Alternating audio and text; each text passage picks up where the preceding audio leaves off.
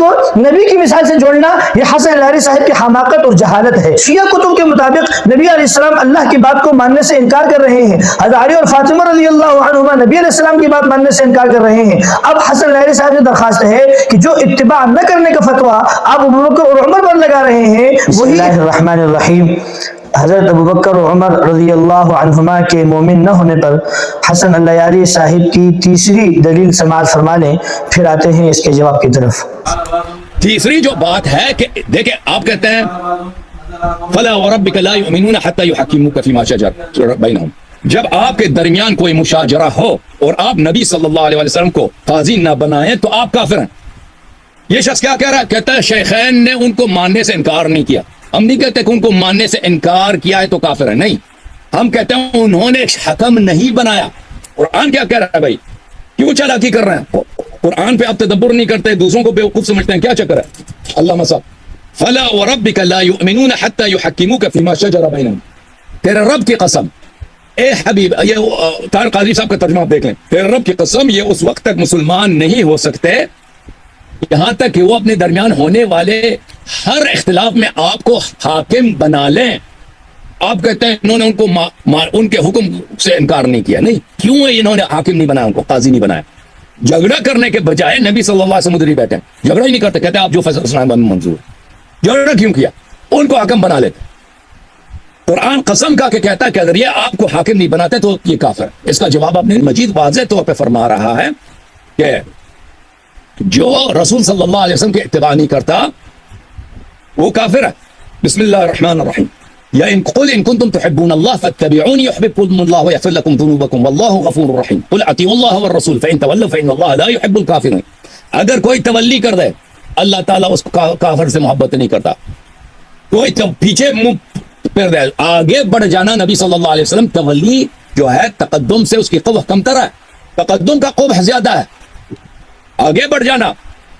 فرمایا فَسَأَكْتُبُهَا لِلَّذِينَ يَتَّقُونَ وَيُؤْتُونَ الزَّكَاةَ وَالَّذِينَ هُمْ بِآيَاتِنَا يُؤْمِنُونَ الَّذِينَ يَتَّبِعُونَ الرَّسُولَ النَّبِيَّ الْأُمِّيَّ الَّذِي يَجِدُونَهُ مَكْتُوبًا عِندَهُمْ فِي التَّوْرَاةِ وَالْإِنْجِيلِ۔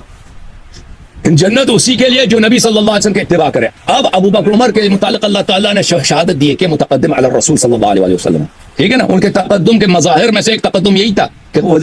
اب حضرات نے حسن لیاری صاحب کی دلیل سماعت فرما لی ہے، واقعہ وہی ہے لیکن حسن لیاری صاحب کا طرز استدلال بدل گیا ہے۔ یہ ان کی حضرت ابوبکر اور عمر رضی اللہ عنہما کے مومن نہ ہونے پر تیسری مضبوط دلیل ہے۔ بخاری کی روایت میں آتا ہے کہ بنو تمیم کے کچھ لوگ ایک وقت نبی علیہ السلام کی مجلس میں آیا تو یہ بات چل پڑی کہ ان کا سردار، ان کا حاکم کسے بنا دیا جائے۔ حضرت ابوبکر رضی اللہ عنہ نے ایک آدمی کے بارے میں رائے پیش کی، یا رسول اللہ انہیں ان کا سردار اور سربراہ بنا دیا جائے۔ حضرت عمر رضی اللہ عنہ نے حضرت ابوبکر کی رائے کی مخالفت کرتے ہوئے یہ عرض کیا کہ یا رسول اللہ انہیں نہیں بلکہ انہیں بنا دیا جائے۔ تو یہ باتیں کرتے ہوئے ان میں اختلاف ہو گیا کہ حضرت ابوبکر رضی اللہ عنہ نے ایک آدمی کے بارے میں رائے دی اور حضرت عمر رضی اللہ عنہ نے دوسرے آدمی کے بارے میں رائے دی۔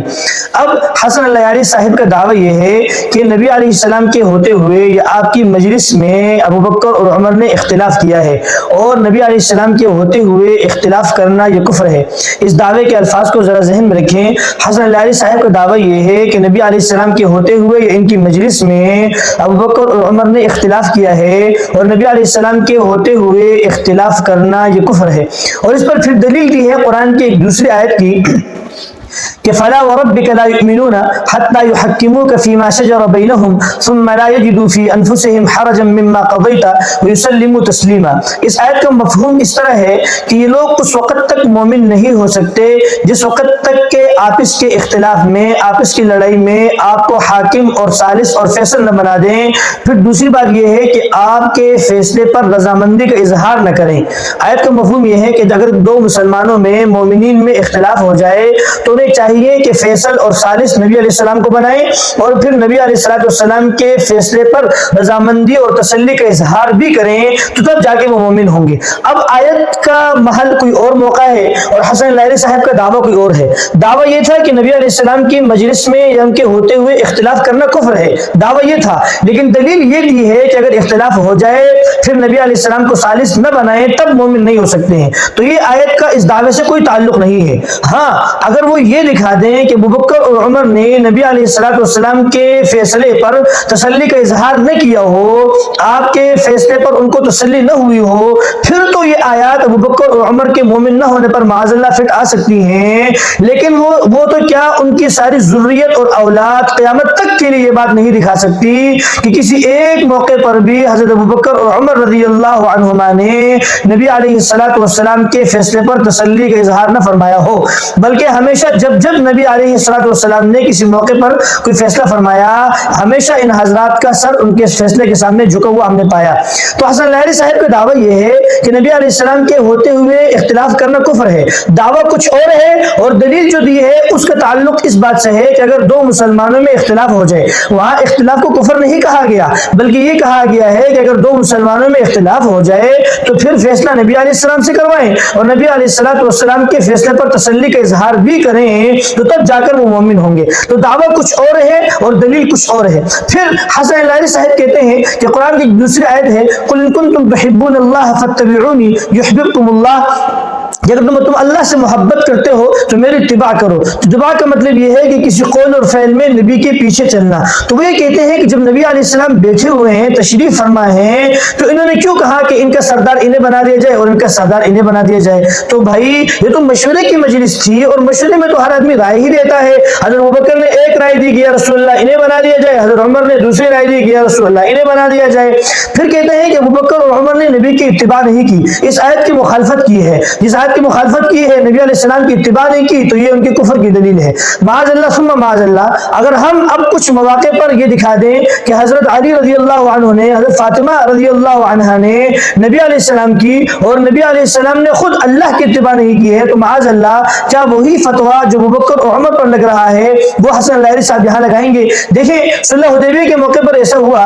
کہ جب کفار کی جانب سے نمائندہ آیا تو آپ علیہ السلام شرائط لکھوا رہے ہیں، اور شرائط کو عنوان یہ ٹھہرا کہ یہ شرائط ہیں، یہ صلح نامہ ہے، یہ وہ چیزیں ہیں جو محمد الرسول اللہ کی جانب سے ہیں اور کفار کے اس نمائندے کی جانب سے ہیں۔ تو کفار کے نمائندے نے دیکھا کہ عنوان اوپر لکھا ہوا محمد الرسول اللہ کی جانب سے، تو اس نے کہا کہ دیکھیں ہم تو آپ کو اللہ کا رسول مانتے ہی نہیں ہیں، سارا جھگڑا تو اسی بات پر ہے، یہ جو آپ نے لکھا ہوا محمد الرسول اللہ اس کو مٹائیں۔ تو آپ صلی اللہ علیہ وسلم نے حضرت علی رضی اللہ عنہ سے فرمایا کہ علی اس محمد الرسول اللہ کو مٹا کر محمد بن عبداللہ لکھو۔ حضرت علی رضی اللہ عنہ نے قسم کھا کر فرمایا کہ یا رسول اللہ میں محمد الرسول اللہ کو نہیں مٹاؤں گا۔ اب دیکھیں آپ علیہ السلام حکم دے رہے ہیں اور حضرت علی رضی اللہ عنہ نبی علیہ السلام کو حکم نہیں مان رہے، تو حضرت علی رضی اللہ عنہ نے نبی علیہ السلام کی اتباع نہیں کی۔ جب اتباع نہیں کی تو معاذ اللہ ثم معاذ اللہ آپ کا وہی فتویٰ جو ابوبکر اور عمر پر لگ رہا ہے کیا وہ حضرت علی پر لگے گا؟ ہم ہر ویڈیو میں اس بات کی وضاحت کرتے ہیں کہ حضرت علی رضی اللہ عنہ ہمارے ہاں اجل صحابہ میں سے ہیں، ہمارے ہاں خلیفہ راشد ہیں، خلیفہ چہارم ہیں، اس میں کوئی شک نہیں ہے۔ سارے دنیا کے اولیاء اور بزرگ جمع ہو جائیں تو حضرت علی رضی اللہ عنہ تو بڑی دور کی بات ہے، کسی ادنا صحابی کے مرتبے کو چھو بھی نہیں سکتے۔ ہمارا یہ ماننا ہے کہ جیسے بقیہ تمام صحابہ کے پاؤں کے نیچے آنے والی مٹی ہمارے آنکھوں کا سرما ہے، ایسے ہی حضرت علی رضی اللہ عنہ کے پاؤں کے نیچے آنے والی مٹی بھی ہمارے آنکھوں کا سرما ہے۔ جیسے باقی سب صحابہ ہمارے سروں کے تاج ہیں، ایسے ہی حضرت علی رضی اللہ عنہ بھی ہمارے سر کے تاج ہیں۔ لیکن یہ بات صرف میں اس وقت کہہ رہا ہوں کہ جو قاعدہ جو اصول حسن لہری صاحب نے ابوبکر اور عمر رضی اللہ عنہما کے لیے بنایا ہے، کیا وہی قاعدہ وہی فتویٰ علی پر لگے گا کہ نہیں؟ آتے ہیں ایک دوسری دلیل کی طرف۔ شیعہ ہی کی کتب میں ایک جلاء العیون جلد نمبر 2 میں ایک حوالہ ہے کہ جبرائیل علیہ السلام آئے اور آپ علیہ السلام کو خوشخبری دی، اللہ کی طرف سے پیغام لے کر آئے کہ آپ کے ہاں ایک فرزند ہوگا حسین رضی اللہ عنہ کی ولادت کے بارے میں، اسے آپ کی امت شہید کر دے گی فلاں فلاں۔ تو آپ صلی اللہ علیہ وسلم نے فرمایا کہ مجھے ایسا بیٹا نہیں چاہیے۔ حضرت جبریل نے دوبارہ کہا، پھر آپ علیہ السلام نے فرمایا کہ مجھے ایسا بیٹا نہیں چاہیے۔ حضرت جبریل نے تیسری مرتبہ کہا کہ اس کو آپ کی امت شہید کر دے گی، پھر اس میں امامت اور وراثت وغیرہ چلے گی۔ تب جا کر آپ علیہ السلام نے فرمایا کہ حضرت علی کو بلاؤ۔ جب حضرت علی کو بلایا گیا تو آپ علیہ السلام نے حضرت علی سے فرمایا کہ یہ جبریل آئے ہوئے ہیں اللہ کی طرف سے، تمہارے پاس ایک پیغام لے کر آئے ہیں۔ پھر وہ پیغام حضرت علی رضی اللہ عنہ کو سنایا کہ آپ کو اللہ ایک بیٹا دے گا، اسے آپ کی امت شہید کر دے گی فلاں فلاں۔ تو حضرت علی رضی اللہ عنہ نے بھی 2 دفعہ انکار کیا، پھر تیسری دفعہ جا کر اقرار کر دیا کہ ٹھیک ہے۔ پھر آپ نے حضرت فاطمہ رضی اللہ عنہا کو بلایا اور پھر انہیں بھی یہی کہا کہ دیکھیں اللہ آپ کو ایک بیٹا دے گا اس طرح حضرت فاطمہ رضی اللہ عنہا نے بھی 2 دفعہ انکار کیا، پھر تیسری دفعہ جا کر اقرار کیا کہ ہاں ٹھیک ہے۔ اب دیکھیں کتاب شیعوں کی ہے اور اس میں نبی علیہ السلام نے سب سے پہلے اللہ کے حکم کا انکار کیا کہ جبرائیل علیہ السلام اللہ کی طرف سے حکم لا رہے ہیں، ایک پیغام لا رہے ہیں، تو نبی علیہ السلام انکار کر رہے ہیں۔ پھر حضرت علی اور فاطمہ رضی اللہ عنہما نے نبی علیہ السلام کے حکم کا انکار کیا کہ آپ علیہ السلام اللہ کی طرف سے بشارت دے رہے ہیں اور یہ حضرات ان کی بات کا انکار کر رہے ہیں۔ ایک طرف تو ہم دیکھتے ہیں کہ ابراہیم علیہ السلام خواب میں دیکھتے ہیں کہ بیٹا ذبح ہونے کا حکم مل رہا ہے، آپ صبح اٹھتے ہی بیٹے کو ذبح خانے کی طرف لے چلتے ہیں۔ ایک طرف تو ابراہیم علیہ السلام کو خواب میں اشارہ ملتا ہے، اگرچہ انبیاء کا خواب بھی وہی ہی ہوتا ہے، لیکن دوسری طرف جبرائیل علیہ السلام صراحتاً حکم لے کر آ رہے ہیں۔ شیعہ کتب کے مطابق نبی علیہ السلام اللہ کی بات کو ماننے سے انکار کر رہے ہیں، حضرت علی اور فاطمہ رضی اللہ عنہما نبی علیہ السلام کی بات ماننے سے انکار کر رہے ہیں۔ اب حسن لہری صاحب سے درخواست ہے کہ جو اتباع نہ کرنے کا فتویٰ آپ ابوبکر اور عمر پر لگا رہے ہیں، وہی اتباع نہ کرنے کا فتویٰ آئیے اور معاذ اللہ ثم معاذ اللہ کی پناہ اس بات سے خاکم بدہن نبی علیہ السلام پر بھی لگائیے اور حضرت علی اور فاطمہ پر بھی لگائیے کہ انہوں نے بھی تو نبی علیہ السلام کی اتباع نہیں کی اور نبی علیہ السلام نے معاذ اللہ کی اتباع نہیں کی، کہ وہاں سے بشارت مل رہی ہے اور نبی علیہ السلام انکار فرما رہے ہیں۔ پھر حسن لہری صاحب یہاں ایک ڈھکوسلا دیتے ہیں، کہتے ہیں کہ دیکھو بھائی اگر کوئی آدمی کوئی ڈاکٹر کسی کو بتا دے کہ آپ کے ہاں کہ آپ کے گھر والی یا فلاں ایک بیٹے کی امید سے ہے اور وہ بیٹا جو ہے وہ ایسے بیمار ہوگا، اس کو فالج کی بیماری ہوگی، وہ شر ہوگا، تو کہا کہ آج کا کوئی آدمی بھی ایسا بیٹا لینے سے انکار کر دے گا کہ مجھے ایسا بیٹا نہیں چاہیے۔ تو جب نبی علیہ السلام کو جبرائیل علیہ السلام نے کہا کہ اللہ ایک بیٹا دے گا جسے امت شہید کر دے گی، تو آپ علیہ السلام نے فرمایا کہ بھائی مجھے ایسا بیٹا نہیں چاہیے، تو یہ حسن لہری صاحب کی دلیل نہیں ہے، یہ ان کا ڈھکوسلا ہے، اس لیے کہ میں اور آپ امتی ہیں، میں اور آپ کی مثال نبی علیہ السلام کی مثال سے نہیں بن سکتی، اس لیے کہ نبی علیہ السلام کچھ حکم ہوتا ہے وہ اللہ کی طرف سے ہوتا ہے، وہ وحی کے حکم میں آتا ہے۔ جیسے ابراہیم علیہ السلام نے خواب میں دیکھا تو صبح اسماعیل علیہ السلام کو ذبح کرنے